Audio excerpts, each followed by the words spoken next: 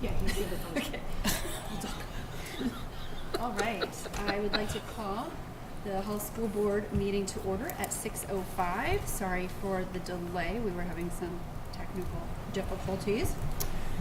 I'd like to start off by seeing if there's a nomination for chair of the Hollis School Board for the 26-27 term.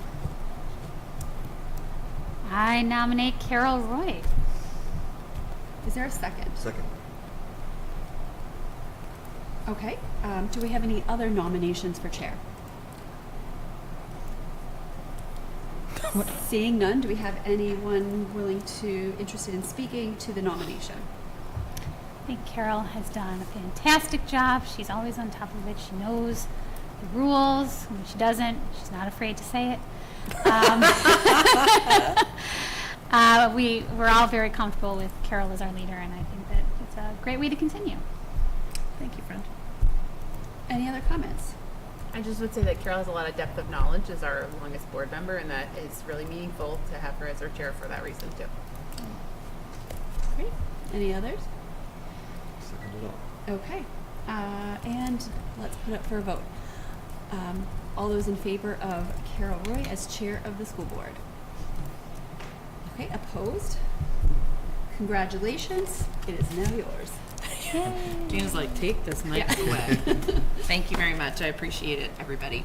Our first, we have to actually come and do the rest of the election of officers. So I would like to take a nomination for vice chair of the Hollis School Board for the 2026-27 I'd like to nominate Raphael Zach. Is there a second? Second. Would anybody like to, are there any other nominations? That's right, I'm supposed to say that. Anyone would like to speak on that Yeah, I nomination? would just say that Rafi is incredibly conscientious and brings a lot of insight into all of the things that we look at as a board. He prepares for every meeting and has really thoughtful questions about things and insights that I think are not always, like there's sometimes different insights than other members of the board have, and I really appreciate that. Any other commentary on the nomination? I appreciate Rafi's commitment to service, the committees that he's been serving on, and as Jess said, how he prepares for that and communicates with the board. He's a great communicator. For sure. All right. We'll take this to a vote. All those in favor of electing Raphael Zach to vice chair for the year? 5-0-0. Welcome back, VC. And now we'll call for nominations for secretary of the Hollis School Board for the 26-27 term. I'd like to nominate Anne Wake de Pasquale. Any seconds? Second. Conversation on the nomination. Do we want to ask if there's any other? Oh, any other nominations for secretary? Everybody's like not making eye contact. All right, go ahead for discussion on your nomination of Anne. I would just say that Anne is also extremely conscientious and puts an incredible amount of work into all of her positions on the board, and also brings a really temperate personality to conversations that can sometimes be hard, and an attitude of like wanting to learn and also educate other people in the community versus like trying to convince, and I think that's a really good attitude to have, and I think she's a great secretary. Thank you, Jess. Any other commentary for Anne? Yeah, I think just tremendous dedication to the board. Okay. And you're incredibly thorough with your notes and all of that, talking specifically to that position. Obviously, you're a valued board member, but I think you're great at it, so I'm glad you're willing to continue. Thank you. All right, let's go ahead and take a vote on Anne for secretary for the school year. 5-0-0. Welcome back. Okay. And now we need to appoint signers of the manifest. The manifest, for those of you who are listening and don't know, it is basically, in layman's terms, it's the list of every expense, so you can see the invoices, the payments, line items of everything that is paid for the district. It is reviewed regularly by those signers of the manifest, and they have to approve it for those payments to go out. So it gives us great oversight into what is actually being spent by the district on a regular basis. And this is from folders to copy paper, things like that. So our signers of the manifests last time, I think, were Jonathan, correct? And who was our second? I was. That's right. And then I think I was the alternate. I would love if you guys could continue to do that if you're interested in that. Would that work for both of you? Yep. That's fine. Wonderful. Okay, so I'm going to appoint both of you to do that. So we've got Jonathan LaFontaine. Jonathan LaFontaine, I just gave you a new name. You're like you're fired from your chairmanship. Jessica Lahens and Jonathan Fontaine, you get your own last names now, as our signers. And I will continue to be the alternate if that works for you guys to take a little burden off of Anne and Raph. Okay. We will be making appointments at the next regularly scheduled meeting for all of our committees, as usual. We have all been serving on specific ones this year. I would like you to let me know over the next couple of weeks if you would like to continue those appointments, if there's something else you're interested in learning about or being a part of, and that way we can continue, we can discuss that, and I can organize that, and we can make those nominations and appointments at the next board meeting in May. Does that sound good? Would you Beautiful. be amenable to having just continue on policy for the next month, regardless of the issue? You're like, we have work to do. Yeah, we have work to do. I am amenable to that. Are you amenable to I am, that? yeah. Okay. Thank you. I already RSVP'd to the meeting, so that was Okay. Perfect. Excellent. Well, And thank would you that so much. apply to any other positions where a meeting might? Yes. Yep. Yeah, if you're willing to do that, that would be great. So just for a reminder, the committee appointments are to policy, as we just discussed, SAU Governing Board Policy, Hollis Budget Committee, so BudCom, the Governing Board Budget Subcommittee, Enrollment Committee, Wellness Committee, Superintendent Performance Evaluation Committee, or SPEC, and the Town of Hollis Capital Expenditure Advisory Committee. May So- I make a point, though? Yes. The board actually has to reauthorize the enrollment committee. The last authorization was only through the March vote. So I don't know if that needs to go on the agenda for the next meeting, like to discuss whether or not that's reauthorized. Yeah, absolutely. That's a wonderful point. Thank you for bringing that forth. In preparation for that discussion, we can make sure that we have representatives appointed to it, just in case we do choose to reauthorize it. But yes, can we make a note of that to put on the agenda for next month? That would be great. Thank you. Good point. Here, remember we were talking about her being really organized? Excellent. Gina, I think we have a non-public, Yes. correct? Yeah.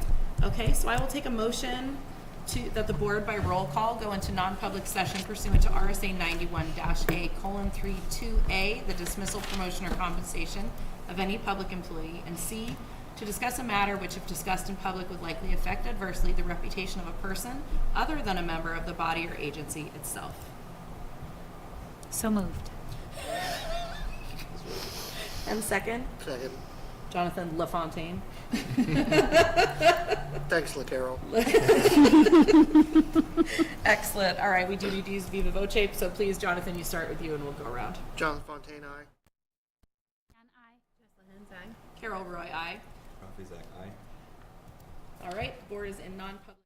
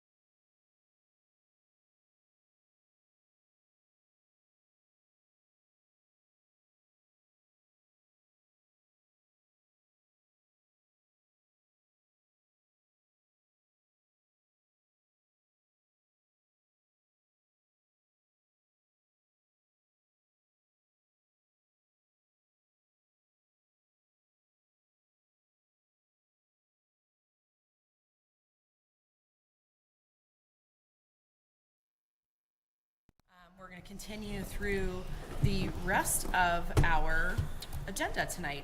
So, do we have any agenda adjustments, resignations, nominations, or correspondence tonight? Yes.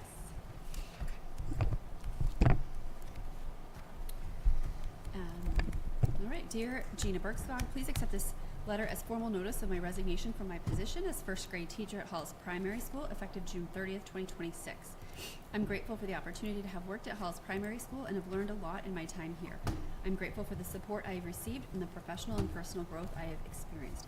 I will always value the relationships I have made with students, families, and colleagues. Sincerely, Cassidy Manti. Do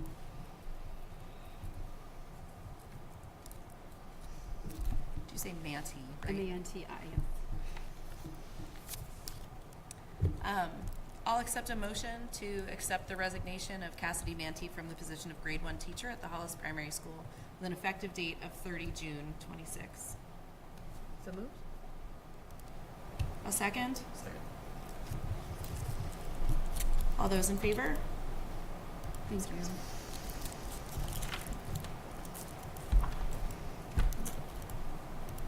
And that's all I have. Okay. Thank you, Gina. And we didn't have any agenda adjustments? I have none. We're good? Okay, great, thank you. All right, so now we are moving into our approval of minutes. This is going back to January since we got done with our annual meeting season. There is a list of amendments offered for our regular school board meeting that occurred on January 7th, 2026.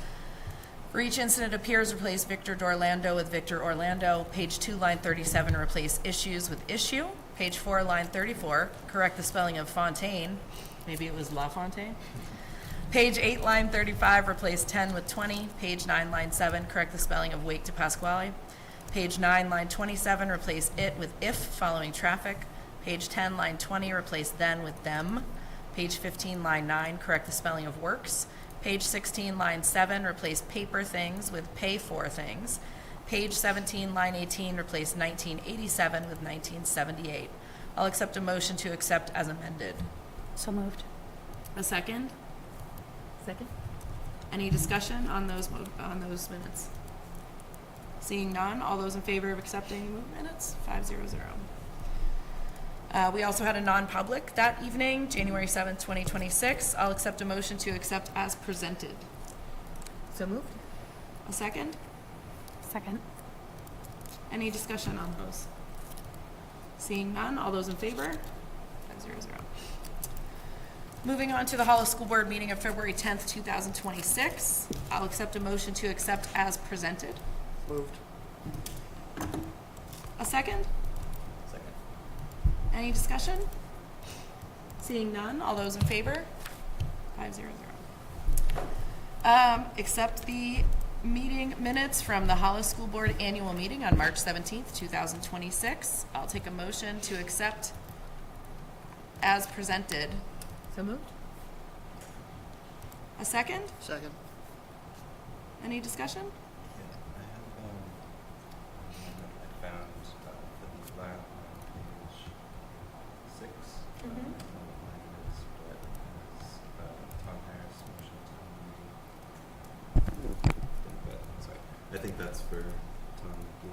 Oh, I agree with you. That is Tom Gian and was seconded by Mike Harris. So, yes, Jessica, would you like to change the motion to accept as amended? Yes. I would like to move that we accept the notes from the annual meeting on March 17th as amended. Second? Second. Any further discussion? Thank you, Rafi. Yeah. That's the Raffy. conscientiousness we're talking about. There it is. Everything's coming full circle tonight. All those in favor of accepting the annual meeting minutes? 500.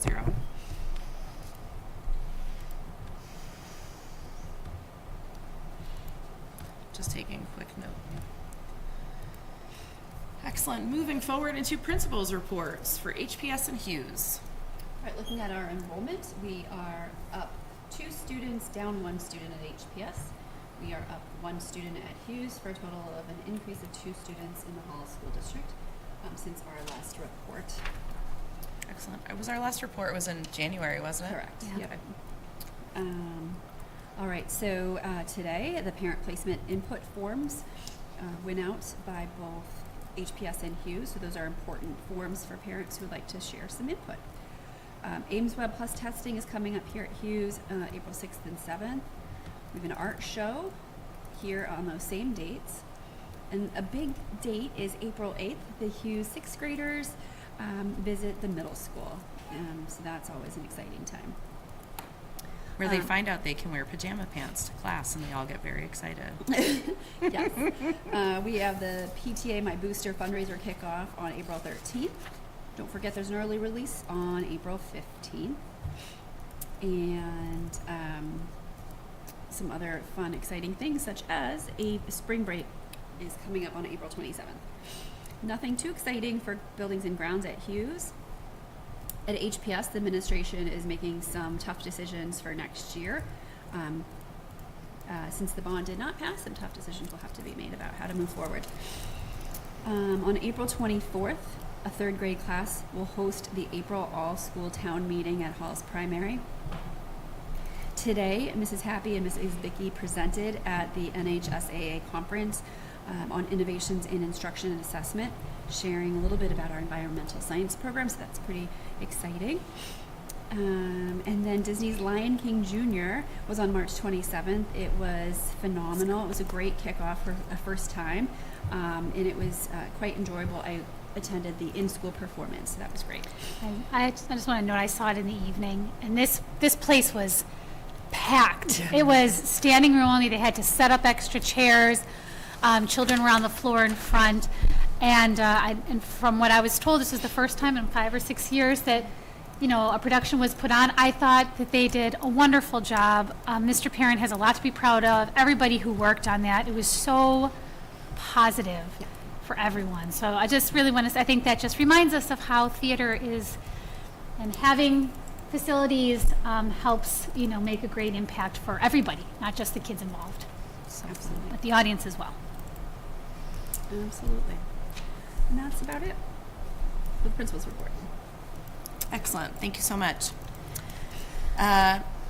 We are now going to open the floor for public input. We obviously didn't do it before our non-public. So we're going to open that at 7:23 p.m. We will leave it open for a half an hour, so 30 minutes. We'll close around 7:53. I'll declare it closed officially while we conduct the rest of our business. We do not have any members of the public here now, but if they do arrive in the next half hour, we will pause at an opportune time to give them the opportunity to give input. Next topic here is our discussion points. First up is the 2026-2027 academic calendar.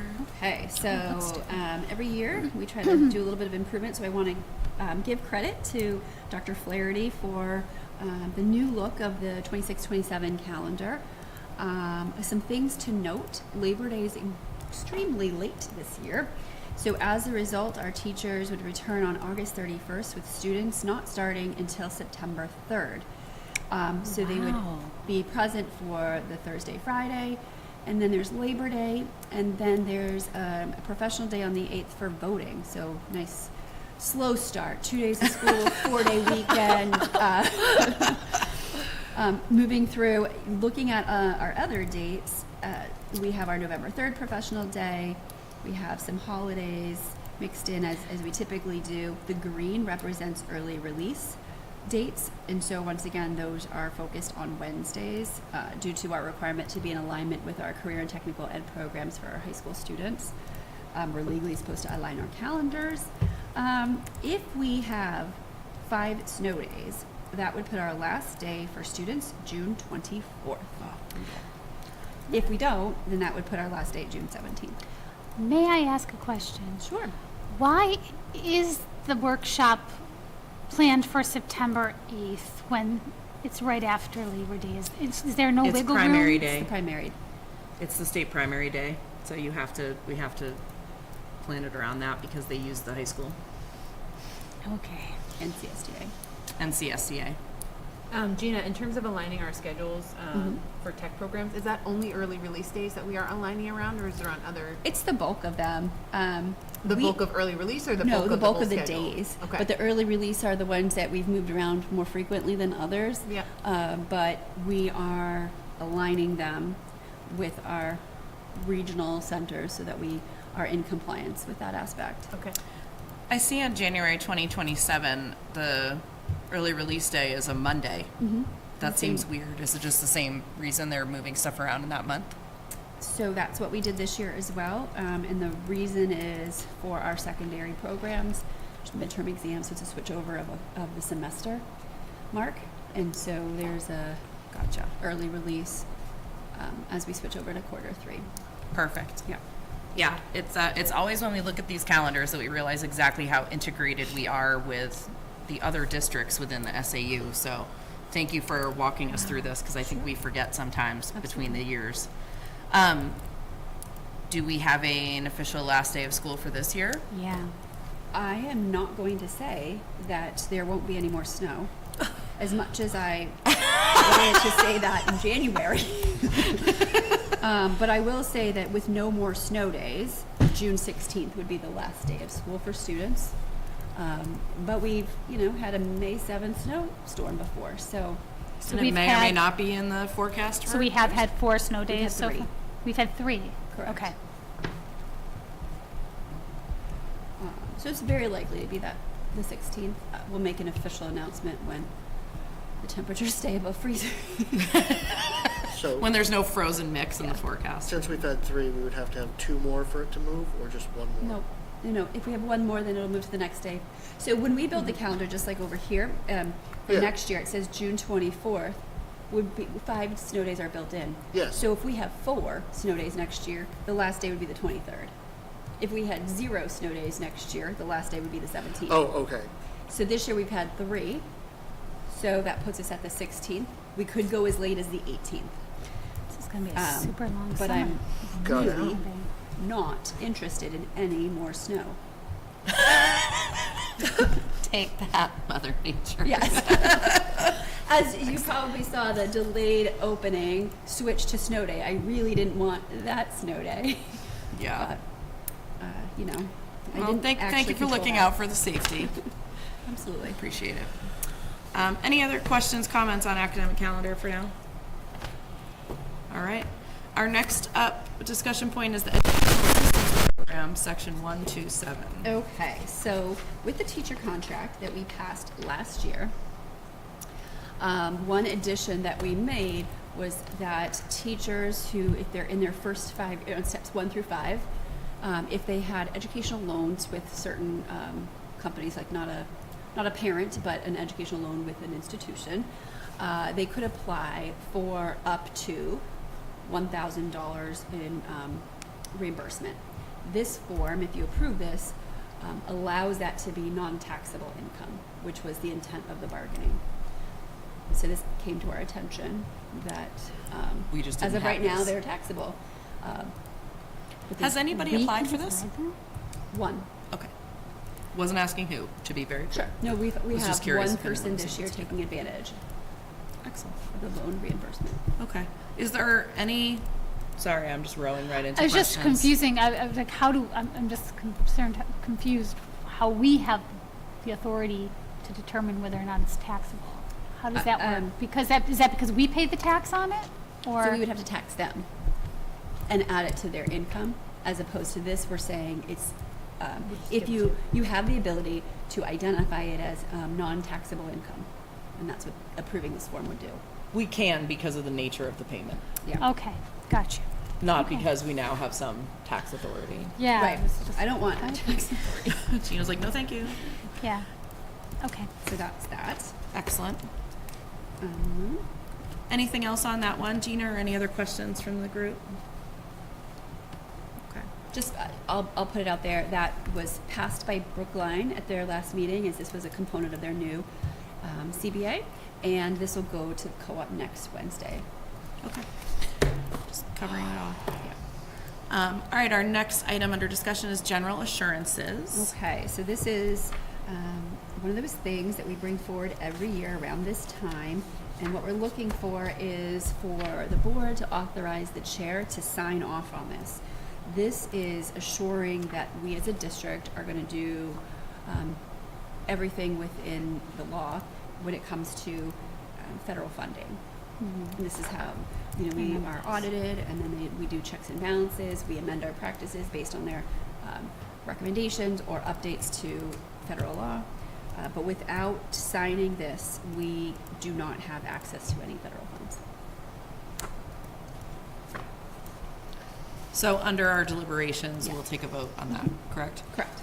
Does anybody have any questions on general assurances? As she said, it's a repeat. Yeah. It's a repeat every April. Thanks for signing it, Carol. Assuming we pass it. Assuming y'all are on board, I'm happy to. All right, our next discussion point is the FY26 revenue and expense report. Okie doke. So this revenue expense report is as of March 26th. It looks a little bit better than last month. So we have a little bit of an overage in regular education, and that's due to both unfilled positions and hiring savings. So, if we hired a teacher that had a lower salary than the teacher that they were replacing, we budget based on what we know at the time.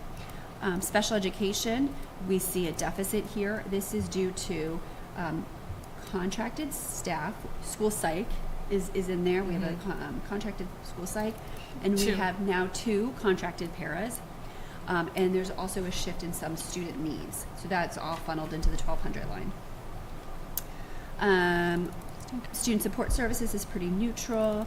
Instructional staff is, we have an overage, and that's due to an unfilled position. Then we have our contingency, which we haven't touched. Look at that, under 2,600. We spent well over our budget in snow removal. Please see Gina's previous commentary about no more snow. No more. Yeah. There's a little bit of savings in the transportation line. Just as a heads up, next year we will need to re-up our transportation contract and go out to bid, and that is something that the governing board does. So just to put that on your radar, because some of you weren't here the last time we did it. Okay, and then benefits. We have an overage there, and it's due to those unfilled positions, which then don't require benefits, and some plan changes. So if I went from a family plan to a 2-person plan, that saves the district some money. And then $14,000 overage in the approved warrant for FY26. That will become close to zero. More of that will be encumbered. So anyway, that looks. So we have an overage of $261,654 for our expenses, and then we have a revenue balance of $84,647. That gives us an unreserved fund balance of $346,300. At the March meeting, we approved a $125,000 maintenance trust. We approved the SAU building trust of $23,970. Bless you. The yellow is what I would come to you in September about a potential retained fund balance, which we do every year. Last year we did $284,000, but without knowing that dollar amount for a retained fund balance, we are left with $197,330 for a fund balance. So as of right now, we have the ability to retain less than we did last year. But as you know, at the end of the year, we start releasing funds, and I would expect that to grow a little bit. Can I ask you a question? Yep. So regarding the $14,000 Yep. left over from site improvements and architectural services, when that warrant article was approved, to my understanding, we didn't put a time limit on that. So I wanted to know, could those funds still be used for the purpose that they were approved for So going forward? my understanding is that was available for FY26. However, we actually don't have $14,091. I didn't notice that until I was speaking out loud. We have closer to $100 left. So some of the funds haven't Gotcha. been encumbered. Gotcha. Okay. Thank you. Yeah. Good call. Gina, does it seem like the projected fund balance is going to be enough of a cushion given the special education trajectory? I believe so. Yeah. What do you mean by trajectory? Well, that we're negative. Well, because we're negative Oh, yeah, but because of those the are all contract encumbered. Yeah, positions. but those are all encumbered That's costs. part Like, of they're, it. knock on wood, there's, as of right now, there's no unexpected Okay. pieces to that. Thank you for the clarification. Yes, Yep, of course. that's good. Any other conversation on revenue and expense reports? Any questions? Yeah, I have a question on the benefits part. For since it's due to unfilled and plan changes, I'm assuming is that the bigger contribution to the 223,000 coming from the unfilled positions, or is it substantial from the plan From the changes? unfilled positions, Okay. yeah. Thanks. Yeah, and so under benefits, in addition to like health insurance, there's also New Hampshire retirement system, so it adds up quickly if we had a filled position. Excellent. Thanks for all of that detail. Sure. And then, at this point in the year, we typically do them monthly, so you just get snapshots more regularly about how we're doing and what funds are being released, et cetera. Okay. And our final discussion point is the annual meeting recap. Yes. So we had an I didn't know annual who meeting. was starting. Yeah, I'm not sure. But let's start. We had an annual meeting, and I very much appreciate the community's support of our budget, of our support staff contract, of the maintenance trust, the SAU trust, all of the warrant articles.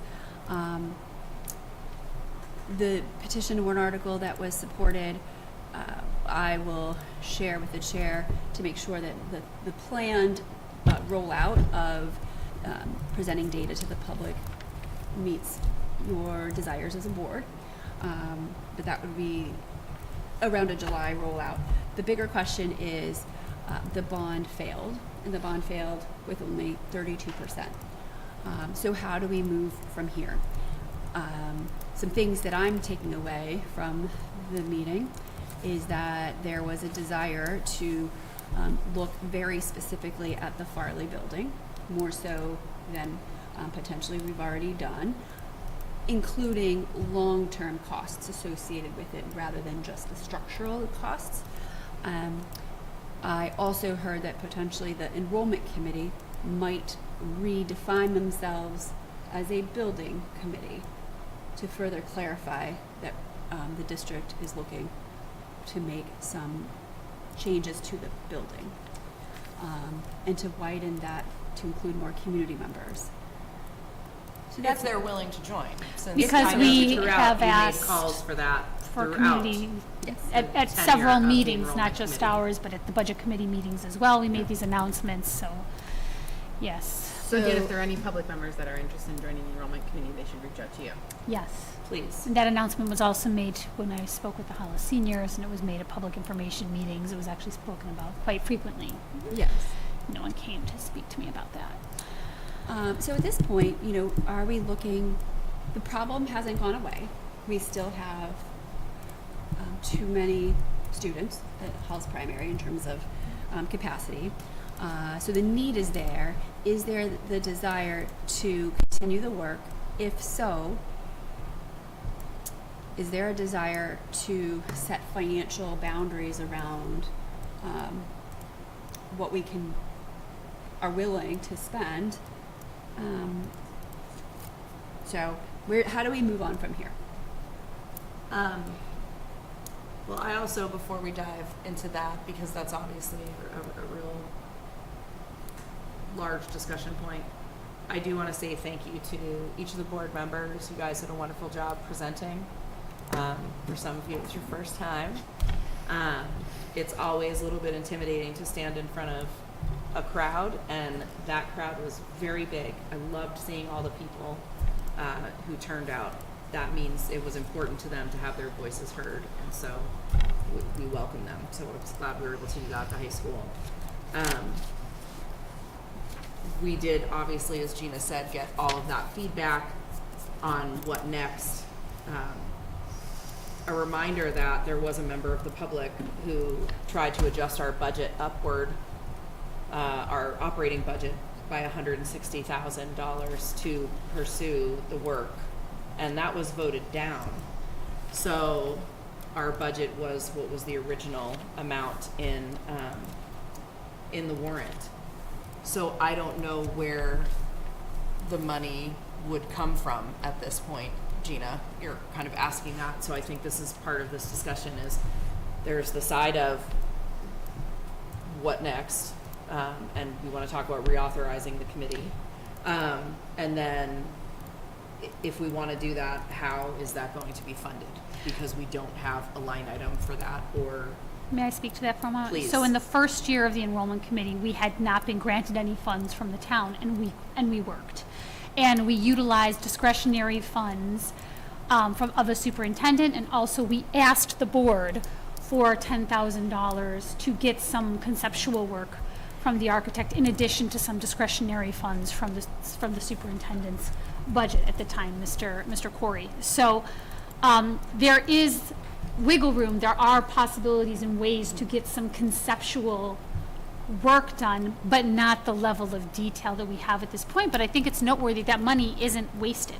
We have very detailed lists, you know, as Mrs. Bickey said in the video for everybody, you know, they went through literally every room in the school and assessed its use, its need, etc. And so all that information that we have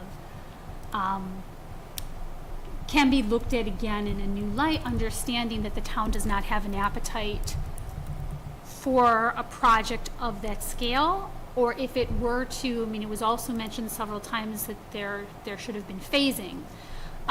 Some people said that they supported classrooms, but not some of the other things, you know. So I think that, you know, while we worked very hard at community outreach, there are new things that we can try. Should the board authorize the committee again, I have a lot of ideas to share. Should I be invited to be a part of the committee again? But I think that's important for the town to know, and for anybody who's interested, that there are options. It's not dead in the water right now. There are options, and the work can continue without money. fair point. I was tending to refer to the physical, like, here are new drawings and here are these. Those are not free. Nope, that we can't so get. those are where a lot of the dollars went. There were a lot of people who said Farley building.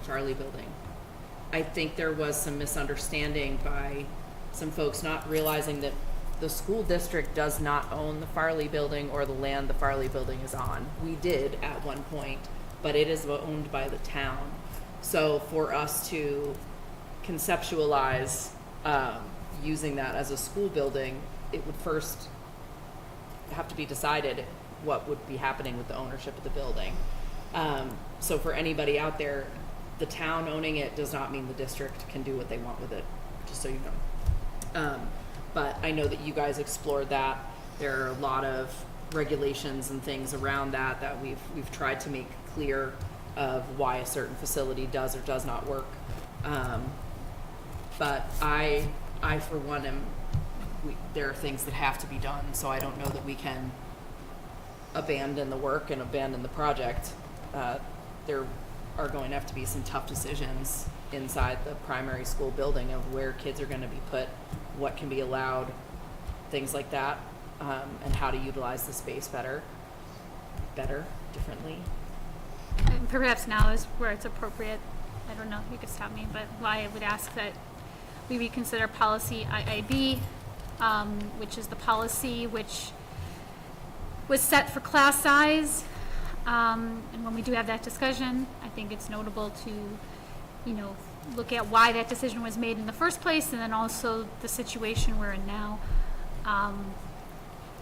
and make some tough decisions on our end regarding our policy. So that would be a recommendation I would make, and I would hope we can discuss in May. And hopefully some members of the public might want to offer their thoughts on that when this was decided in November of 2012, which we discovered in our research through the enrollment committee, trying to be thorough with understanding the situation of the school and why we're in the situation we're in. Many residents came out to speak at that meeting. I don't know if people would feel the same way now. It is, you know, that was 2012, so gosh, it's 14 years later. You know, how does the town feel now Yeah. on that issue? It's worth knowing, so I hope people would consider weighing in. Yeah, participating in that for sure. I think it's also worth noting that there are two things that have to be considered when you are deciding how many children can be maximum class size, right? There's code, because there's a physical space requirement per child in a room. We always had our policy of class size that our district wanted to aim for. And then there's what the state says is like their guideline, regardless of the size of the classroom. So it's not just us, wouldn't be us arbitrarily deciding. It literally has to do with classroom space. And I believe in order to make sure that we could have the different classrooms, you guys moved some students around in the primary school already to make sure that the larger classrooms were available, so we were in code with the classes. Okay, thank you for that. This isn't going to be a motionable thing, but how do you guys feel about Anne's ask of having the policy reviewed? Yeah, I think it's reasonable to add that to the policy committee's agenda. The next policy committee meeting is April 20th at 9 a.m. And so if you also wanted to, if any members of the public wanted to attend, they are certainly welcome. They just have to let us know. But yeah. Where? That's here, here. in the principal's office. Yeah. Ralphie, are you good with policy being Yeah. reviewed? Okay. Yeah, especially 2012 being back then. This is obviously not under the purview of anyone here, and so I'm just asking if anyone remembers when the Farley Committee had done their research about turning the Farley building into a community space. Their budget for doing that for the first and second floor was somewhere between $5 and $10 million, It was 4.8 million. okay. Yes, there were 3 bids around 5 million, and then 1 bid Yes. that was around 10 million. Okay, Yep. thank you.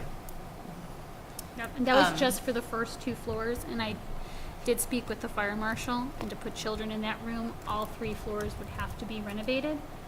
And like there are other guidelines they would have to follow. They couldn't just seal lead paint. It would have to be removed. Which if it was for children's in the spaces. current with the Farley Committee's plans, it was just sealing the lead paint, not Sealing. removing That's it. correct. Yeah, I think that's an important point so there's 2 points that got brought up to some extent. One was there were plans for the Farley building for a community center, which got brought up to the town.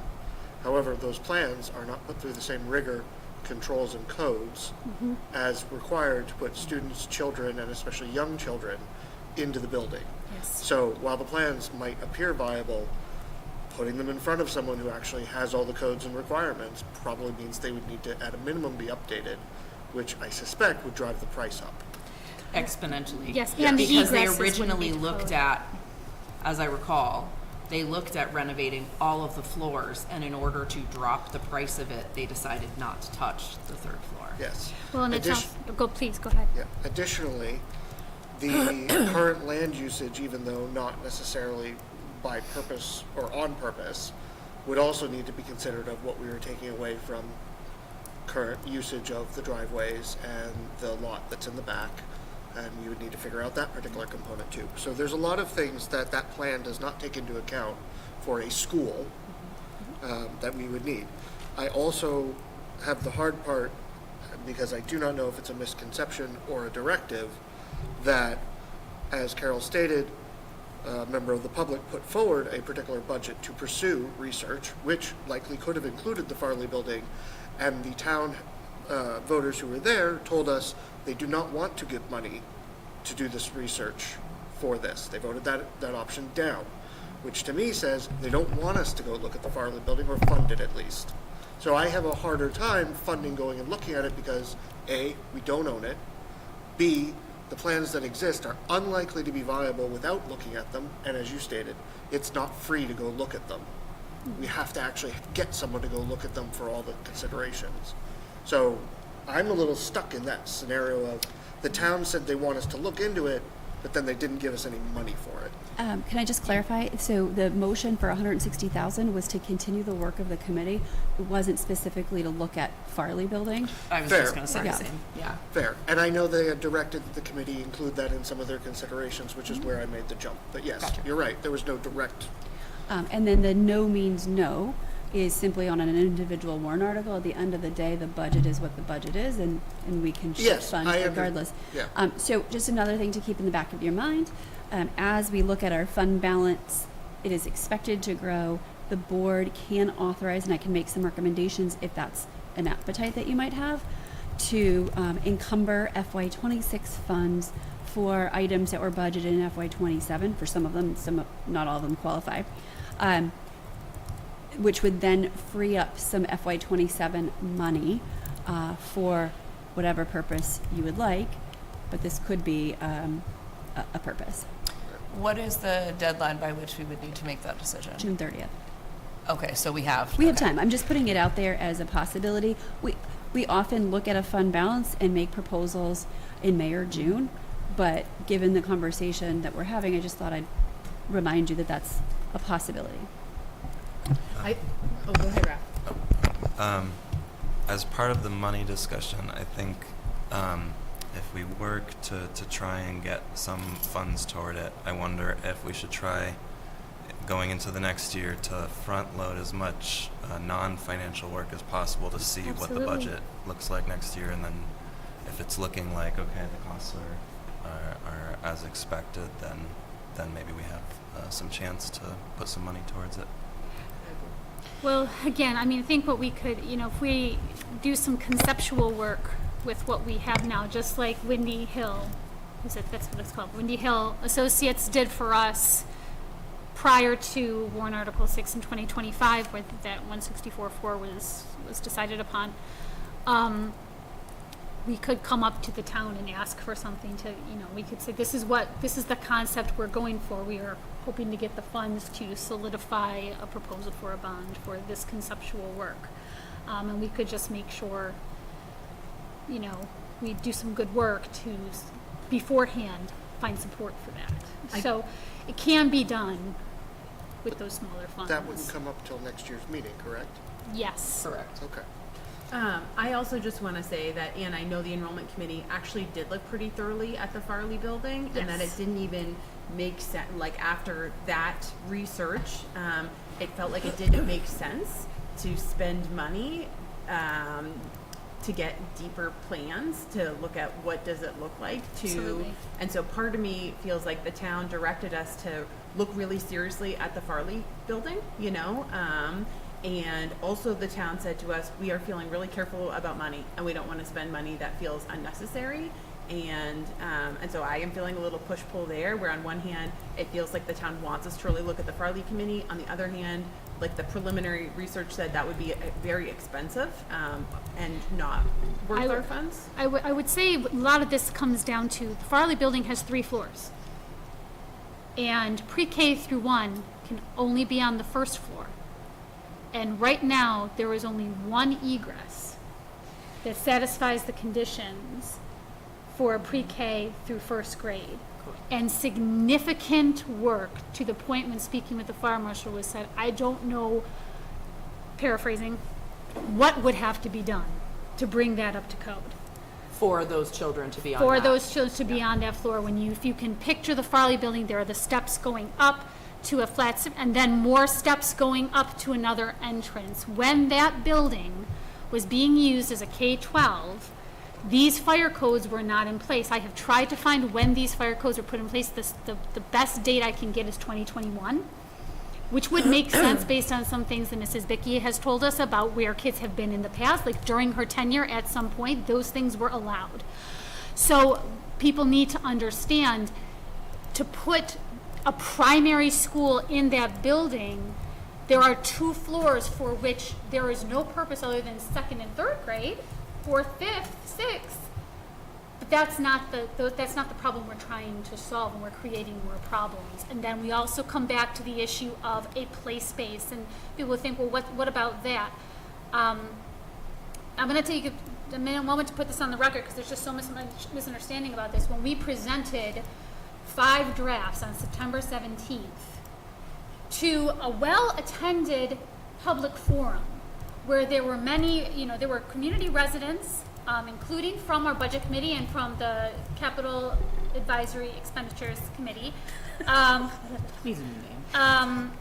police officers, etc., many staff, and many parents. When we had those drafts up, there were multiple reasons why the one we went with was chosen, but one thing in particular that kept coming up, and I even got emails about this afterwards, was that was the one plan where the playground remained behind Yep. the school.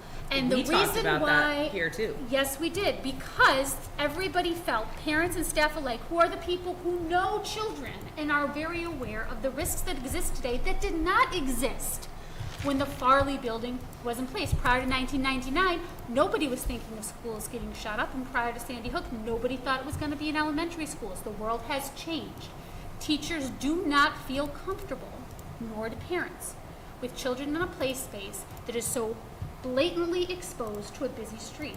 The only place at the Farley building, unless we put them in a parking lot where we already don't have enough space, is in front of the building of a busy street, fully exposed, our most vulnerable children, because they are the youngest and they are children with special needs who are at the very beginning of their journey of being remediated for those needs. That would, to put a play space there, regardless of all the site work that would need to be done to level it, to make it safe, etc., And the the cost. huge cost of playgrounds, which was also a benefit to that plan because we wouldn't have to redo a playground, which could be up to $500,000. It would be completely dismissing the concerns of the professionals and the parents of our community. So there are multiple reasons beyond the cost why the Farley building might work for other purposes, might work for other grade levels. We're not saying that. It is not feasible for children this age. And we have no purpose for the second and third floor. We just don't. It would be a complete waste of that space. I also think, Anne, that one of the challenges of the enrollment committee is that the enrollment committee did so much research, and then when you are giving a presentation, in general at the variety of presentations you gave, but particularly at town meeting, the amount of time that you have to present is, it's a long meeting anyway. They are long Yeah. meetings, right? And you presenting for 20 minutes is a notable chunk of that time, and also it does not capture all of that information. Not I at do all. wonder if the town is asking for and needs, whether we're spending money doing this, but a presentation at next year's town meeting that is just specifically about the Farley building. I think that I can appeal to some of the leaders, town leaders, whether official or otherwise, who spoke at the meeting, notable voices in our town. I can reach out to more than I have directly and get audiences specifically with the people who have those concerns prior to the meeting. I made the mistake of thinking, because one of those voices was consistently at the budget committee meetings, that maybe those things were being relayed. I should not have made that assumption. I will, going forward, ensure that I work harder to find the people who had those concerns, those records. We have them, we have their names, we have their concerns. I will, if this is all continued, I will involve those people in the process, and I will individually contact people and ask them to be a part of this committee. That is my plan, should this go forward. I would like to point out that that should not be your responsibility. And the fact that you are willing to take on that amount of work when this has been known and discussed and in front and all the things, and these folks chose to willingly state things that were not feasible, not true, things they had already seen presented. It's very disheartening to me. I've discussed this on the community Facebook page when people had reaction to the meeting, that they're saying things that just are blatantly untrue. I applaud you for being as diplomatic as you are.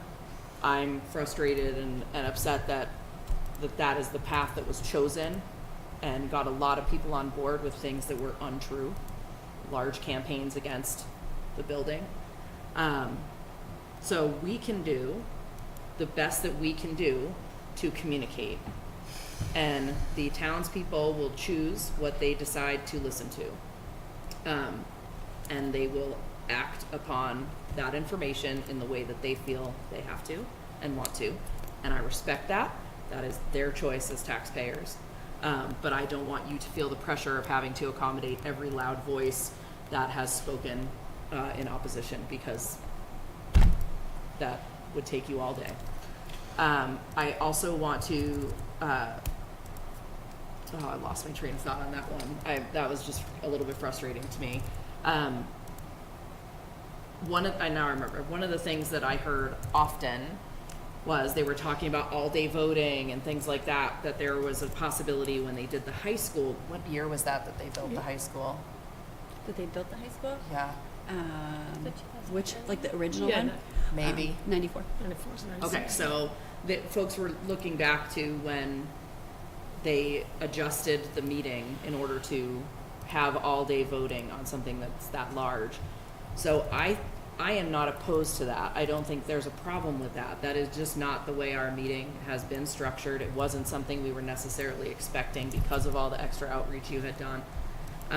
But I would like to see that when we do bring forth another plan, a bond in maybe a couple of years, if we can get to that point, that it be brought forth as its own separate meeting. We can address all the other articles at a different time, but the bond article can be, so I would like to look into the legality of this. I'm probably saying something that I should not say on a microphone, but I want people to understand that we felt the same way. That article gets a proper presentation, not limited to 20 minutes, which was Ann's guideline, absolutely no more than 20, and couldn't reply to things being said at the mic by townsfolk.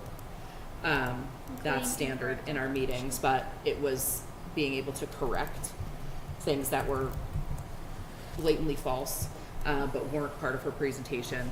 So I would prefer that if we were going back to the townspeople to ask them for $10 to $20 million for an effort, that we have a proper presentation, and then they can sit, they can watch it, and then the voting is open for an extended period of time. I feel like that would be a fair thing to do for something like this. We were limited on how much time we were given to present and trying to speed through something, and I think all five of us, especially myself and Anne, were deeply uncomfortable with not having the proper amount of time to present a giant bond to a group of folks who are feeling the squeeze, just like we all are, of everything financial. So if we can have that on our radar for the next time we bring a bond, I think that's going to be really important. Noted. I don't know how you guys feel, but that's, Honestly, I didn't even know there was an option. I didn't either, because we haven't brought anything this large in my tenure. So on that topic, I don't have an objection. It sounds like a reasonable thing to do given the breadth of knowledge that needs to be dispersed, and unfortunately, given the size of the town, the limited attendance that we're able to accomplish, not due to any shortcoming on our part, just reality of large people. People are inclined one way or the other. Yeah, so there were two things I wanted to go back on that got mentioned, and I just haven't been able to get around to them. So first of all, I understand the desire to look at the policy, and I don't object to there being an early look, but I will also note when we did the research on the policy that the last time we addressed classroom sizes, it sounded like there was actually a separate committee set up to research the classroom size adjustments. There wasn't. There No. wasn't, okay. So some people did their own research. When you're thinking of the 2012 meeting, that we looked at those Yes, minutes. It has yes. since been looked at. It was looked at again in 2017. That was the last time it was looked at. Right. But no, there wasn't actually a committee. People just did they referenced what's called the STAR report, which is Yeah, I pretty know the old STAR by report. now. Yep. But yeah, So my takeaway from that is, and I appreciate the clarification, sure. I want to have more data-driven and to some extent time, not that we wouldn't, but I don't want to have a knee-jerk decision to deal with the classroom sizes as the major way of dealing with things, and I want to make sure that If it does need an expanded scope, because there are other policies you guys have to review and become compliant with, then we possibly spend the time to do that. The second thing around committees, to some extent, because Gina mentioned it, is I'm not certain that if it was up to me, I would change the enrollment committee's role necessarily to be exclusively building related. I would honestly argue that the enrollment committee, dealing with the shortcomings, the budget components we have, still needs to exist and deal with enrollment problems we're going to run into. And that a building committee, upon the time we decide we're going to move for building at full access, be formed at that time, and that it be coordinated with the enrollment committee, but that the two don't have to be the same thing. It is noteworthy, it was one person who brought that up. I understand. I mean, not even just for you, but just in general, it was one person. And there's like with the building committee,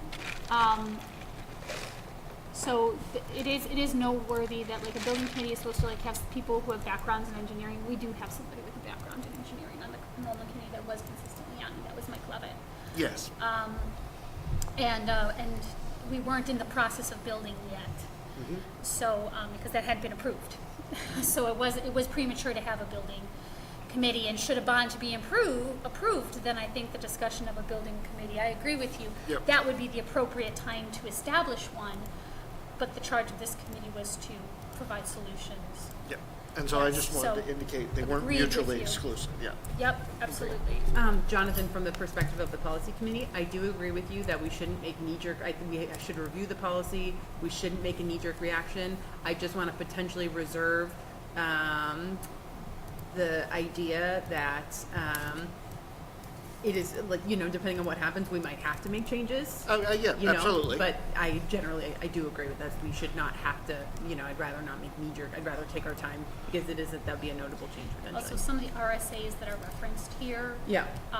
have since been changed Yep. since 2017. Yep. Yeah, So so it's- And we've got to we move need it. to look at more, I think, more of a look at are we in compliance with code Yes. Well, things, how are codes changing, stuff like that, and then further look And we- beyond, I think, right? That's what the law and code you know, compliance. sure, I think we definitely have to be in compliance with law and code, right? And also we should look at how many kids can we comfortably fit in our rooms. Is there I something there don't that we think you need need to, because the policy calls for caps, not targets. If it was a target, we'd be saying, try and put this many kids in a room. And that would be, you know, regardless of the size of the room. We're not saying that. We're not saying that there can't be different amounts of kids in different rooms. There can be. It's just not beyond a certain number.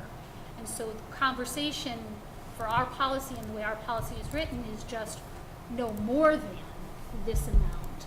But it would continue to allow us established right now for the principal to do however, if the principal wants to put 11 kids in one room and 20, you know, and 18 in another in the first grade, the principal technically can, because it's a cap.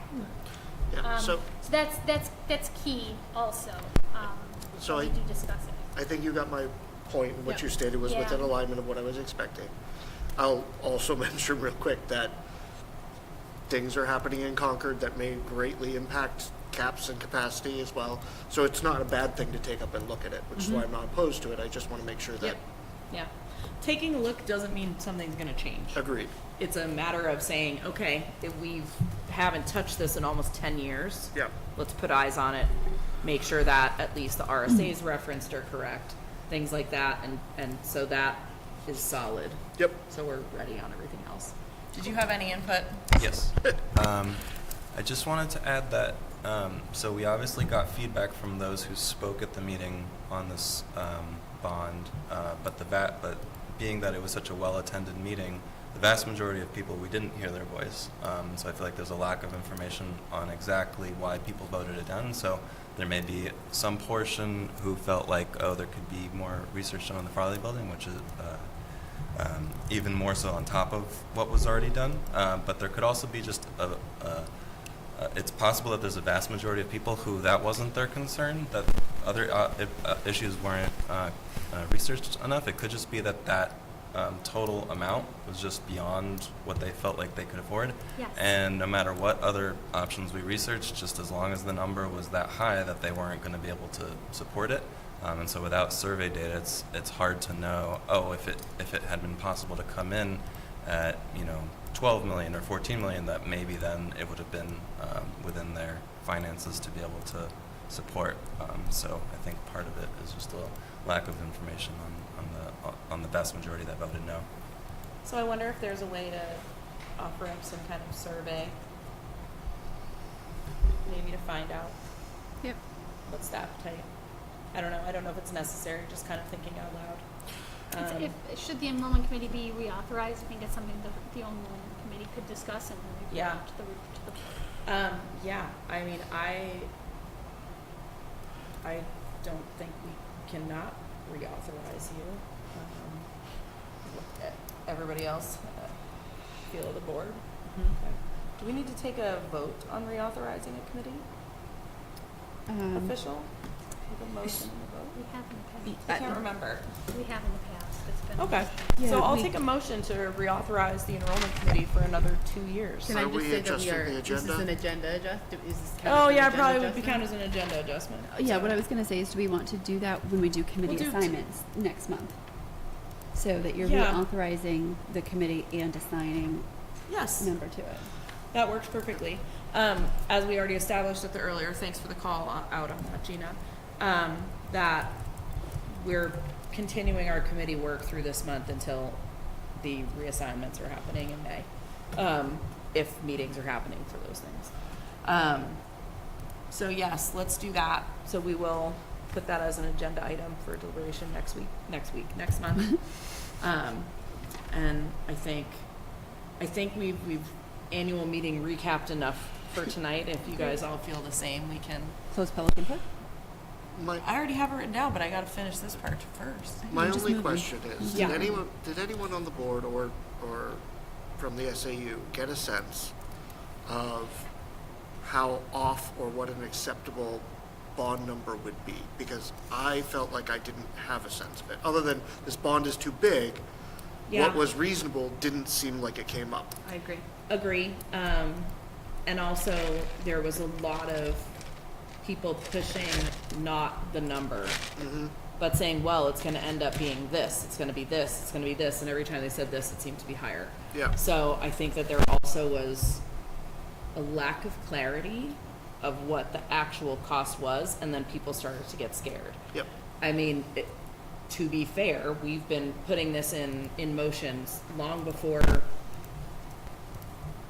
there's now war activity and Yes. things like that, and prices spiking even greater than they were. It was a tough time to try to pass something very large that Absolutely. we needed. I know that cost was, anecdotally, people talked to me about it. They said, I can't do it. I can't support something that big, Yep. the dollar amount big. I mean, so. At some public information meetings, there were some people who did express that, Yeah. towards the end. But no one expressed how much they would be willing to accompany, just that the No. amount we were asking was too much. Okay. No. That's fine, that covers my Yeah. question. Any final thoughts on annual meeting recap? Okay, I think we have some good go-aheads with what we're gonna do. We'll bring that forth in May. So we'll close discussion right now. And I also want to close public input. It's 8:13 and we have not had any members of the public join us. So I had- public input is now closed for the evening. I had one discussion question real quick with the committee members continuing forward. Yeah. Okay.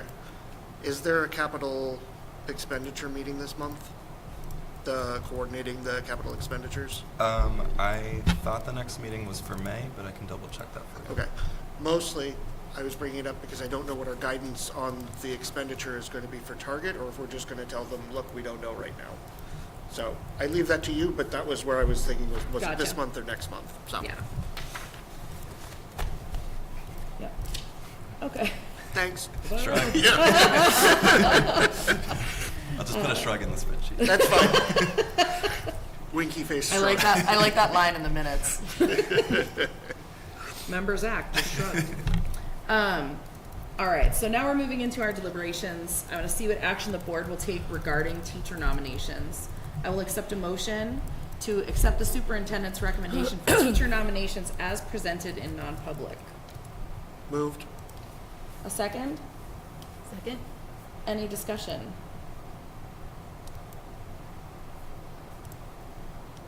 Seeing none, all those in favor? 500. Our next item is to see what action the board will take regarding the proposed 2026-27 school calendar. I'll accept a motion to approve the 26-27 school calendar as presented. So moved. A second? Second. Any discussion on the calendar? I have continued to hear some complaints from townsfolk about the alignment with Nashua and the weird half-days that we experience where multiple weeks are half-day here and half-day there. I have no objection to the calendar as I understand the rationale, but I wanted to, bless you, but I wanted to mention that Yeah. we do get questions on it and concerns of it's a month where the kids don't have any full-day week of school is how they feel, so. Yeah, and kind of as discussed during the calendar presentation by Gina, we have to align with those things. So, is there anywhere that Jonathan could direct any questions to go view information about that, or is it just us? I mean, they can direct questions to Dr. Flaherty or myself. We could have more early release days. We select from the options that other districts have. We select ones that are more towards the earlier end of the year, just because we can make the most use of professional development with our staff at that time. Doesn't make sense to have an early release like at the end of May when we're out in a couple weeks. Seems like lost PD, but many districts have an early release every month Yes. rather than the 4 or 5 that we have. So And I'll be honest, I don't know if it comes from less developmental half-days when like I was growing up versus now, and that's the so Could be. I will direct them in that particular direction, but yes, it was just a like that Yeah. kind of comment. Yeah, we definitely started hearing those similar comments as soon as we started doing this, so that's been happening for a long time. Yep. Any other discussion on the calendar? Seeing none, all those in favor of accepting? 500. Our next one is to see what action the board will take regarding the Educational Assistance Program, Section 127. I'll accept a motion to approve the SAU 41 Educational Assistance Program as presented. Moved. Second? Second. Discussion. I'm just confirming this makes it non-taxable. correct. Thank you. Any other discussion? Seeing none, all those in favor? 500. Thank you. See what action the board will take regarding general assurances. I'll accept a motion to authorize the board chairman to represent the school board and acknowledge that the superintendent has consulted with all members of the school board in furtherance of the school board's obligations, including those enumerated in RSA 189:1-A, and pursuant to the school board's oversight of federal funds the district will be receiving, and of the general assurances, requirements, and definitions for participation in said federal programs. So move. Aren't you glad I read it I instead of love me? that you do it. A second? Second. Any discussion on general assurances? Seeing none, all those in favor? 500. Get my pen ready. And now we're moving into some Policies. policy stuff. Policy stuff, it's a technical term. This is one we review every April to see what action the board will take regarding the reapproval of policy BCA, Board Member Code of Ethics. In part, policy BCA states the school board will review and vote to adhere to the following board member code of ethics at the board organizational meeting every year. I'll take a motion that the board, by roll call, state agreement to adhere to policy BCA, Board Member Code of Ethics. I'll take a motion. So moved. I'll take a motion. Thank you, Jess. Second? Second. Like you guys, this one's hard. Okay, this is viva voce that you will state agreement to adhere. We'll start with Jonathan and go around. He's reviewing. Jonathan, I. And I. Jess, I. Carol Roy, aye. Rafi Zach, aye. Motion carries. Thank you. This next one is to see what action the board will take regarding the reapproval of policy DFA investment.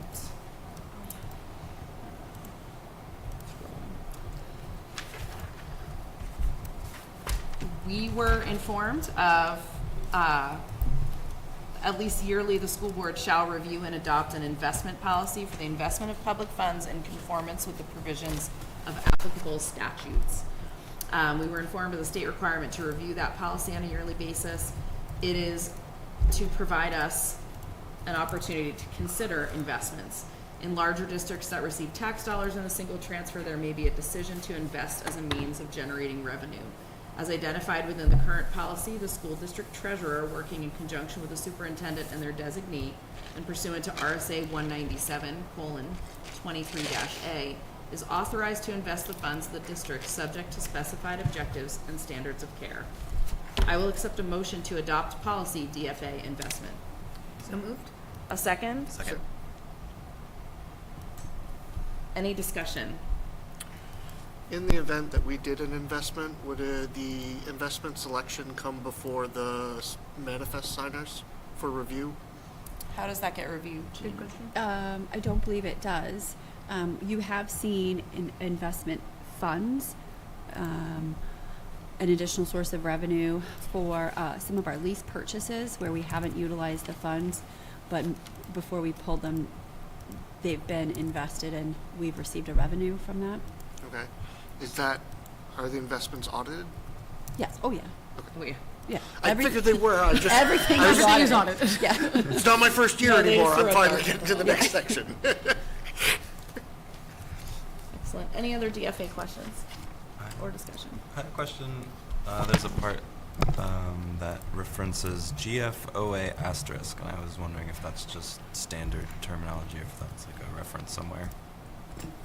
Well, with the asterisk, you would think it would be identified somewhere. Yes, I'd have to get back to you on that. Okay. I can't remember what it stands for. We've asked this question before. Oh, yeah. Yeah. Over on Google. Government Finance Officers Association. That's right. And so it's the GFOA's recommended practices and policy statements related to cash management is like the name of the thing that they're saying to use. Thank you for looking that up. No problem. We should put that. Any other questions or comments on DFA?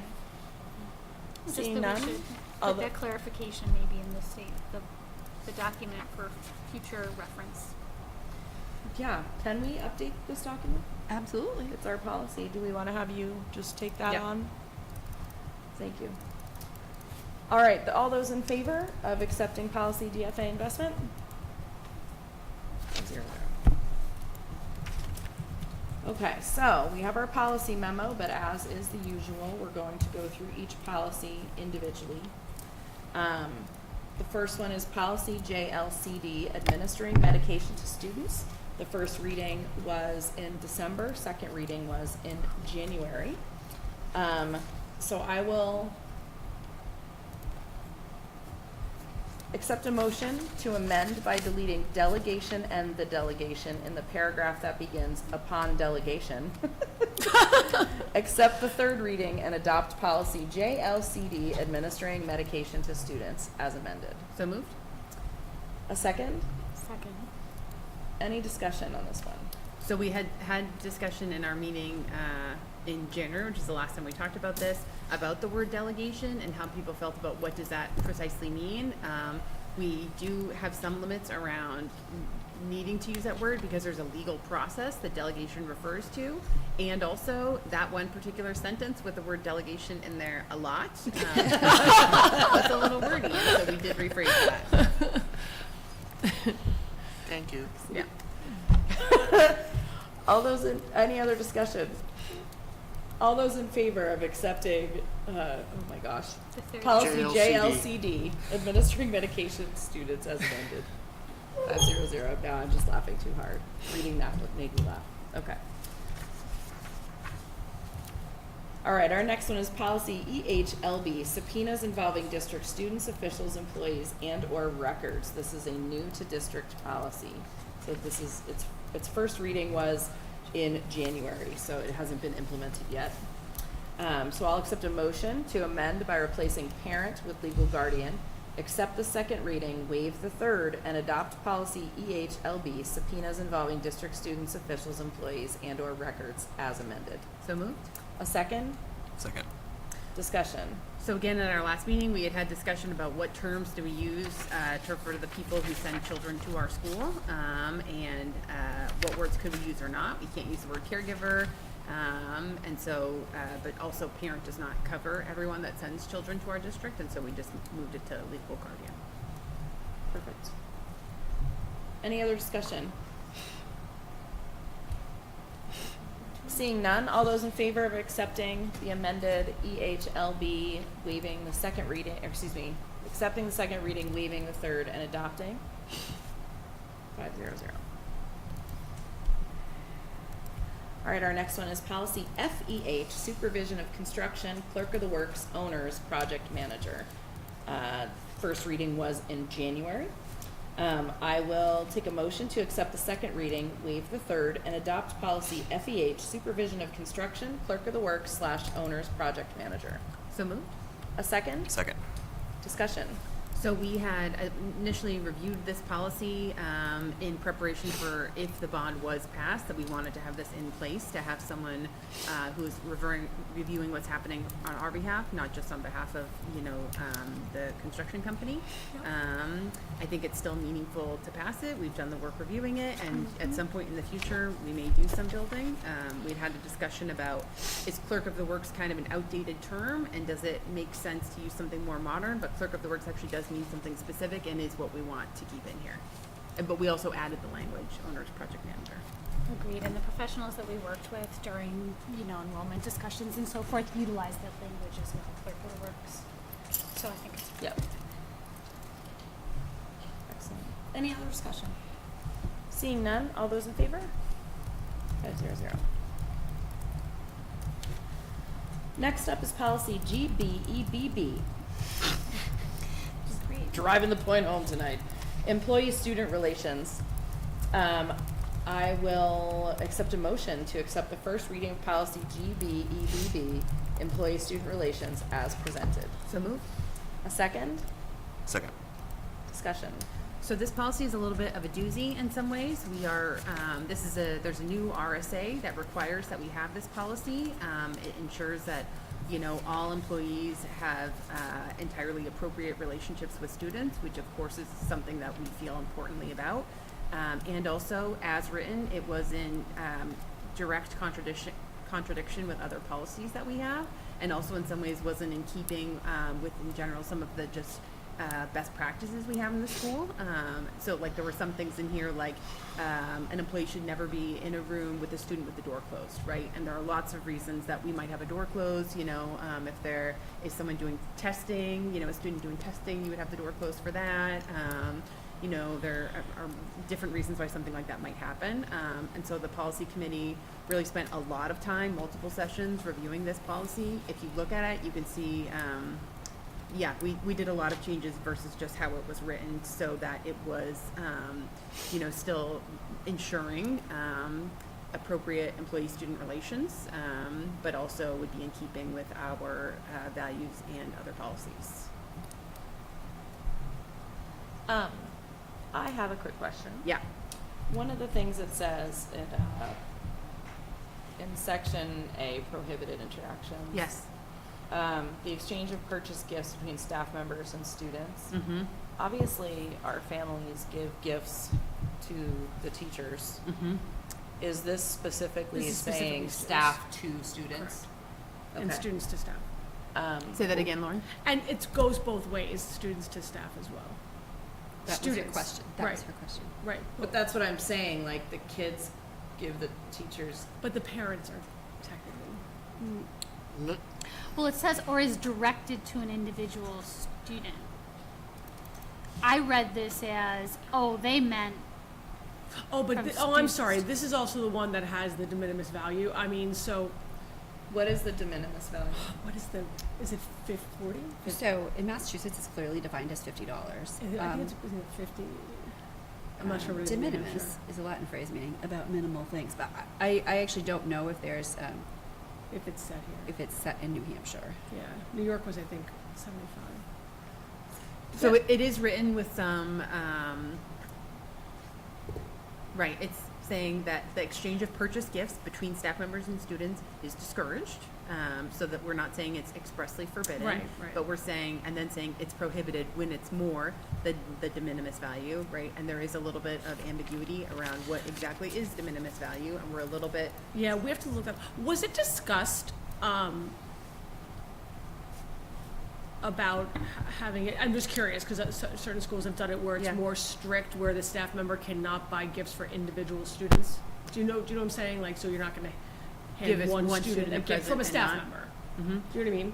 Like, regardless of the de minimis value, regardless of what have you. It's not like getting a class gift, but like getting individual Right. students gifts. I don't know if that was discussed.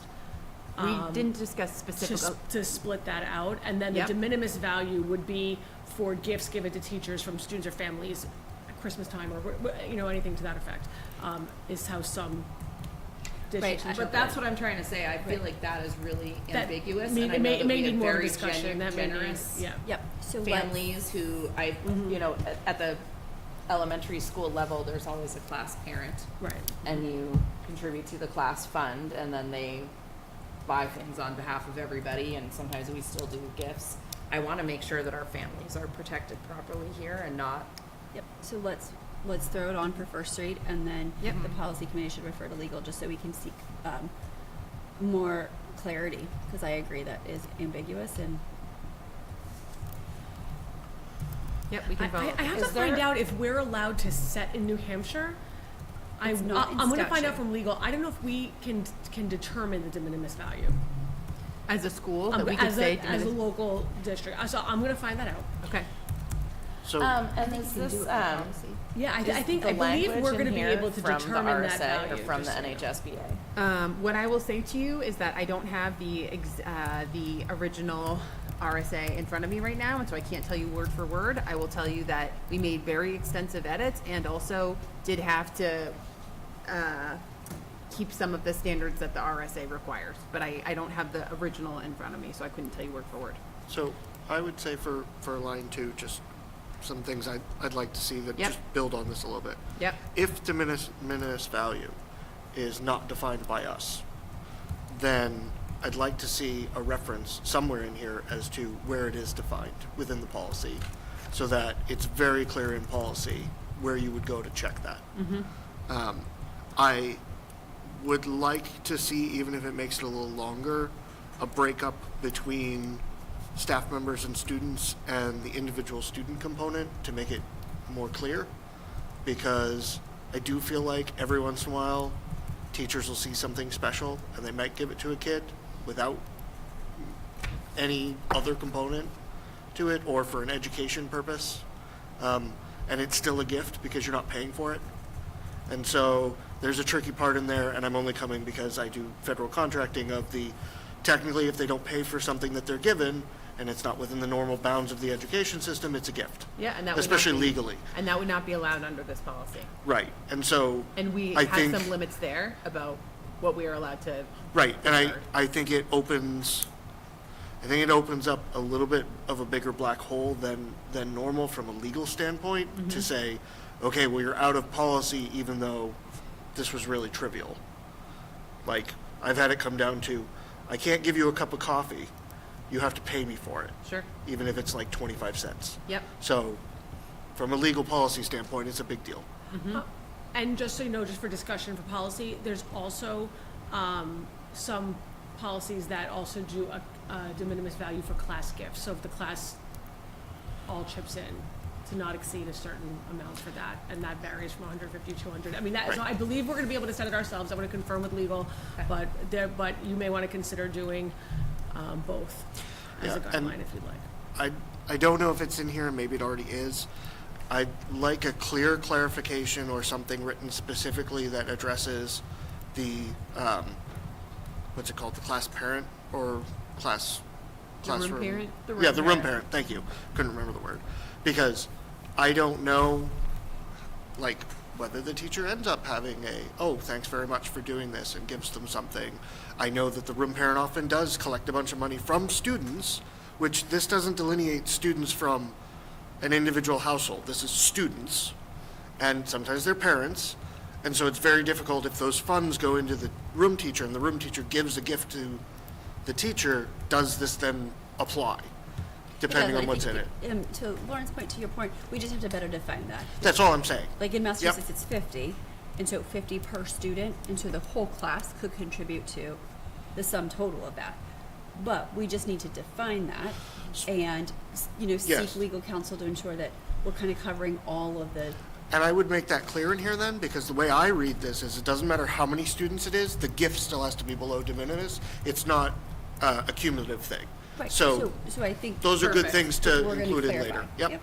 Yeah, this is definitely one that's different for elementary schools versus uppers. Can I And, just- and again, and then I'd advise for policy to discuss whether or not to separate out what you want your restriction to be for staff members giving gifts to individual students. Because they're, that could obviously, Is there a way to distinguish between a student and the student's parent? Or In- when you say student, it doesn't matter if it's technically the parent giving the money? correct, yeah. That we can't distinguish, is that what we're saying? I We are will unable ask to that dis- too, but I don't think so. Because the students are minors. Like if the parent, right, as a parent, I'm the person who's gonna buy a gift to give to a teacher. My child is not the one doing that, but my child is the one that's handing it to them. Even if the child doesn't hand it, it's considered.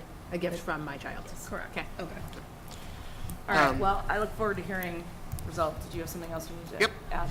add? So I'll ask 3, and then I will give to you, and I can ask 4 after, because you said you had something?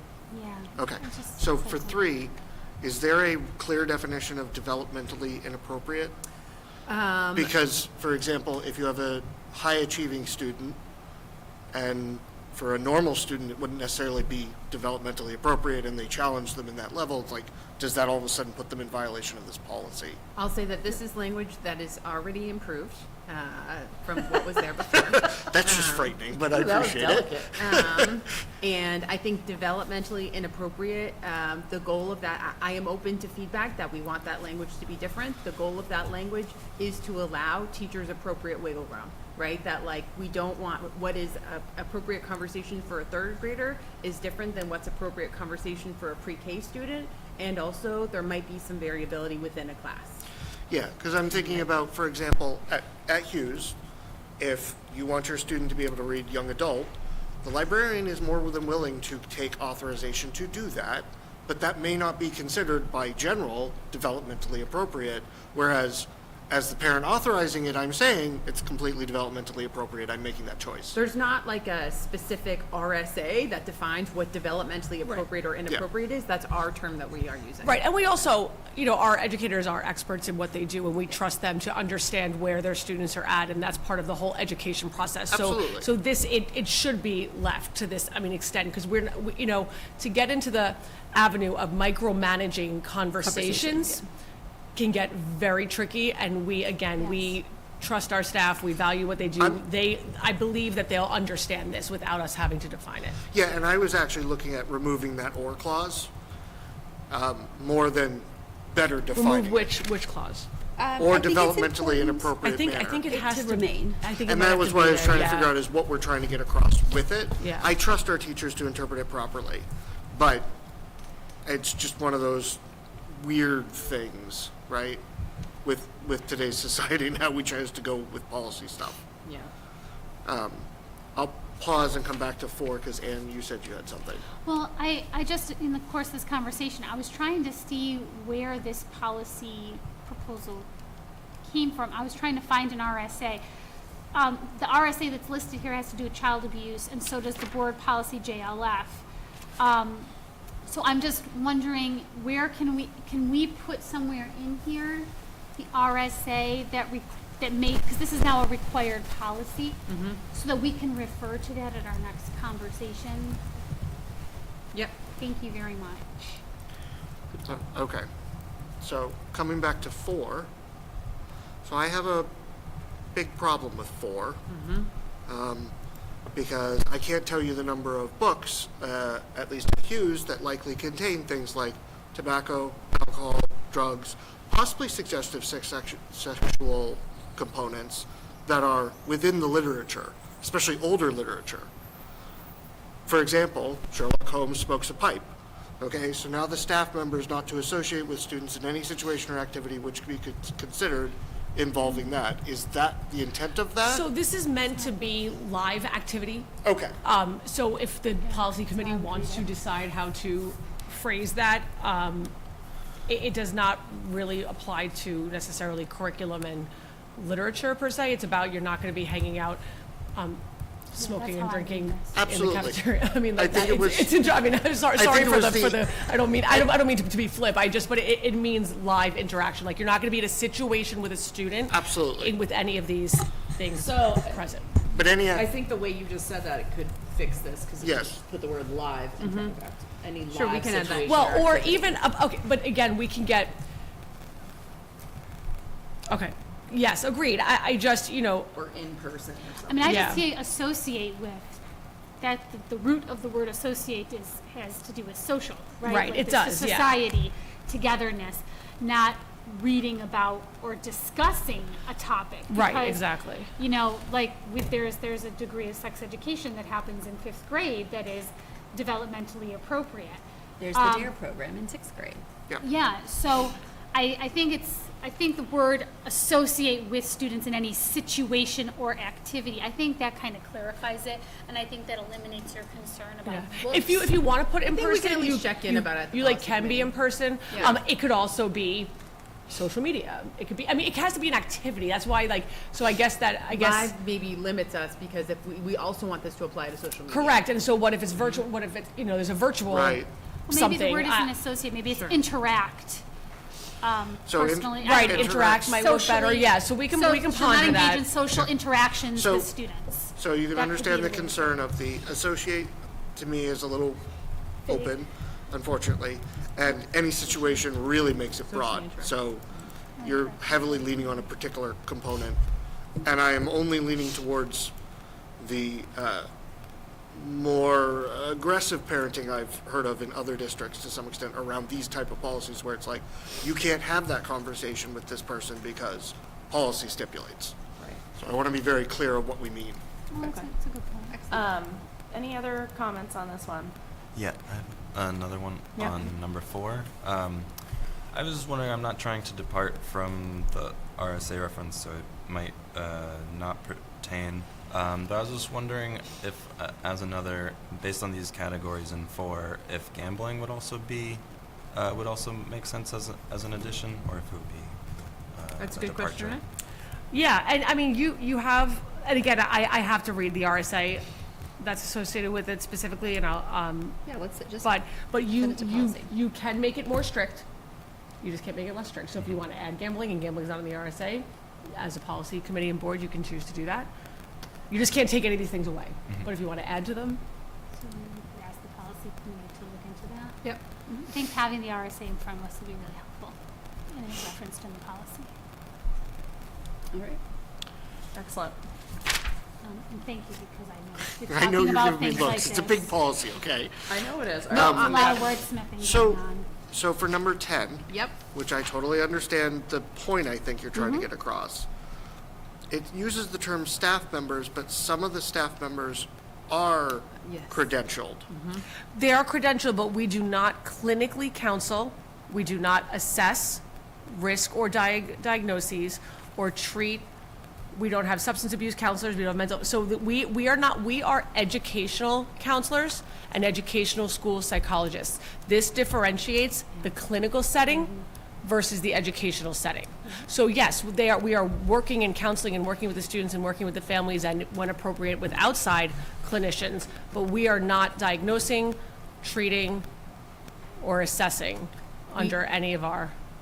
We talked about that one at length, Yeah. Jonathan, and had a discussion specifically about the word clinically. Correct. And chose Okay. that word versus other words to make that distinction, because we had that same, discussed that same. So clinically applies, yeah, okay, so clinically applies to both counsel, assess, diagnose, and Yes. treat. Correct. My follow-on then, just real quick, because I don't know the exact, is, so for physical health, the nurses don't clinically do it. They do assessments, but not clinically? This relates, so if you keep going, it relates to personal problems relating to sexual behavior, substance abuse, mental or physical health, and Okay, family so that relationships. So clause the is tied physical health, together.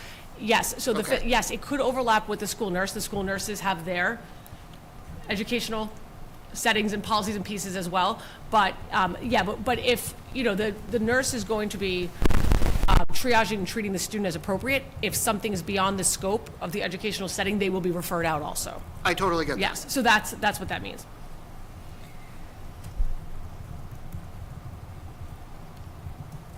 Speaking of our school nurses, because this is fun to put on the record, Oh, yeah. both schools' nurses are now nationally certified, which is fantastic. Amazing. So, Very exciting. And our floater nurse. and our floater nurse, yep. That is a huge accomplishment. It's a big deal. So glad I'm throwing that out in the middle of the policy discussion. Congratulations to Nurse DJ. All right. Any others on GBEBB, or can we bring it to the second reading later? All right. Seeing none, let's take a vote to accept the first reading of policy GBEBB, employee-student relations, as presented. 500. Thanks for the conversation. That is a big one. And thanks for all the work in That was a wordsmithing. lot of work. Yeah, that Goodness was, gracious, yeah. if that was the refined copy, it was good. Quite refined. Don't show him the original. No. Our next one up is policy JCA. I will take a motion to accept the first reading of policy JCA, change of school or assignment, best interests, and manifest hardship as presented. So moved. Second, Second. discussion. So the meaningful change that happened in this policy is that we were saying that we could stop a manifest hardship placement, accepting a manifest hardship placement if we do not have the space. So if someone from another district says we want to send our child to Hollis through manifest hardship, we can say we cannot accept you because we don't have room here. That condition wasn't a part of this policy before. That is the change. I remember working on this. Any other discussion on this one? It looks like you also removed class at the start, which changes the scope a little bit. What was the first paragraph? It yep. changes are limited instances when the no longer class or school, but just school to which a student is assigned. So I think it, you can speak here, Lauren, if you have additional thoughts about this, but I think it's just sort of in general giving us a little bit more flexibility in the understanding of, how to accept those students okay. or not accept them. Right, I mean, because class is sort of limiting, and there's also options if a student, if there's difficulties going on in a class, we have other options within a school to potentially solve those issues before someone having to leave or from another district come back, come into the school itself. So it's just, class is really limiting. Then it should be eliminated in the 6th line down in the Yeah. first paragraph as well, since this looks like we're not addressing that. Yep. I'm going to ask you that again in Wait, 1 second, Anne. It's. Oh, right yeah, now. it is written again after reassignment in reassignment, parentheses a few same words later. line. It says Eliminate class again. in the 6th line. Yeah, the first Okay, paragraph. thank you. Yep.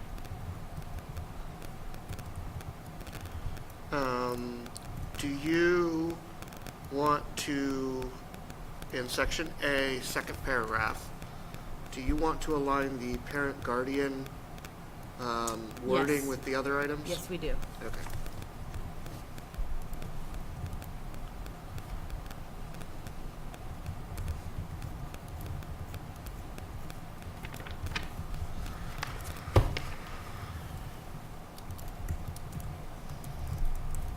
Schools and academies are different things in the policy?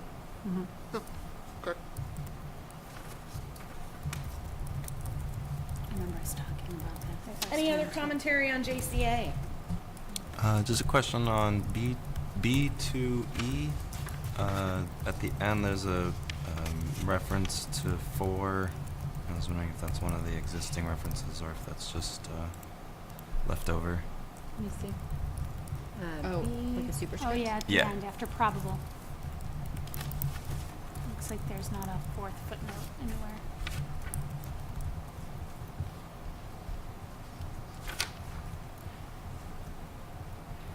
That's probably just a note, in the sample policy about a specific item, so we'll look at that.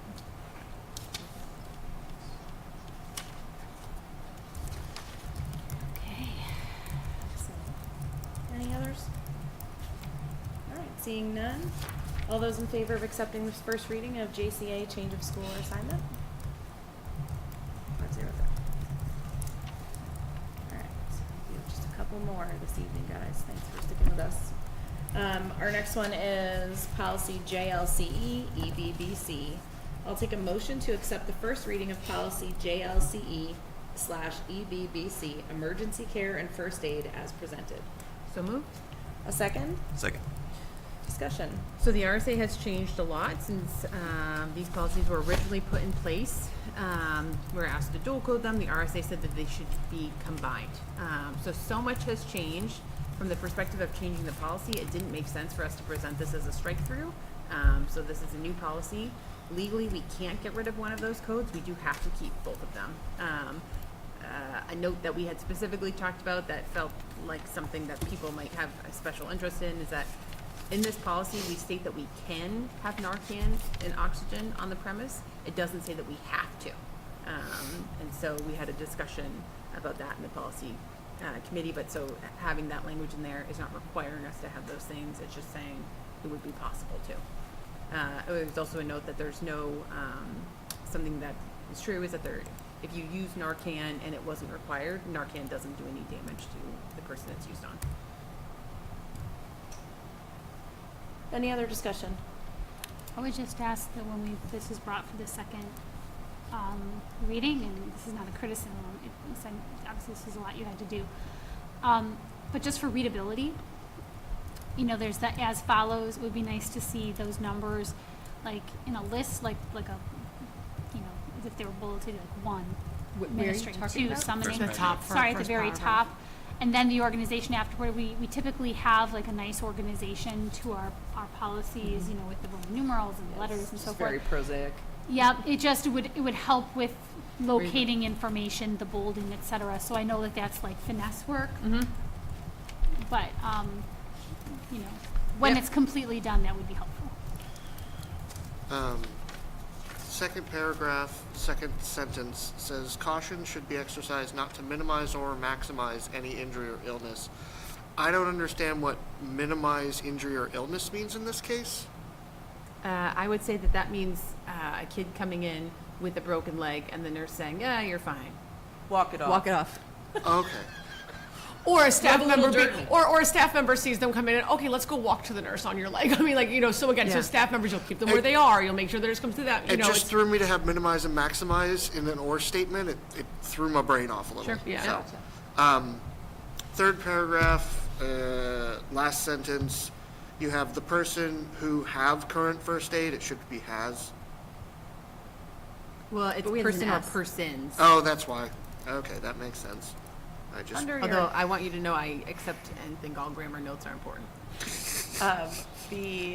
under the Narcan section, the second paragraph, second sentence, mentions specifically opioid antagonists will be available. I think you just want to change that one to maybe. Okay. Yeah, would or be. if, right, would be available, like, so if chose it, I agree with Carol, Just- like, just to it means if we clarify. do have it, it'll be available during whatever blank hours. Yeah, it's just during the school day. Yep, correct, Sending her there. yeah. And then other times at the discretion of the superintendent, but Correct. that's more of a high school piece for after school Yeah. just and sports and stuff. just because it's late, this thing also has the parent guardian thing. Thank you. All right, any other commentary or questions on JLCE / EBBC? Seeing none, all those in favor of accepting this first reading? 5-0-0. All right, and our final item tonight is to review policy BEDB. It's the first reading. I'll take a motion to accept the first reading of policy BEDB, agenda preparation and dissemination. So moved? A second? Second. Discussion. So there, this is not required. This is generally put forward, just kind of looking at time management purposes for school board meetings in general, so that we don't necessarily have to read every retirement letter. Gina, I don't know if you have additional notes that you wanted to. Yeah, so under the consent agenda, there's actually some slightly different wording, fewer items. Really, we're looking at the nominations, resignations, and retirements to be consolidated. If you recall, when we start nominating staff, there's a lot of information that goes into it, the background. So all of that would be presented in list format for everyone to see. And then I would have backup materials if the board wanted to review them. Gotcha. Any questions on BEDB? Thank you for putting a light one last. Sure. It's also going to be sampled at Wednesday's co-op meeting if you'd like to see what a consent agenda feels like. The co-op meeting is this Wednesday? 8th. The 8th at 6 p.m. at the middle school, or it's live streamed. Yeah. Excellent. All right, seeing no other discussion on this one, all those in favor of accepting first reading of policy BEDB? Motion carries. We have reached that moment in the night, friends. I will take a non-debatable motion. I move that we adjourn this meeting. The dramatic pause. Yeah, what is this? Take a second. I second that we adjourn this meeting. All those brain in is favor? dying. 5-0-0. I'm going to need some signatures, folks. So no one gets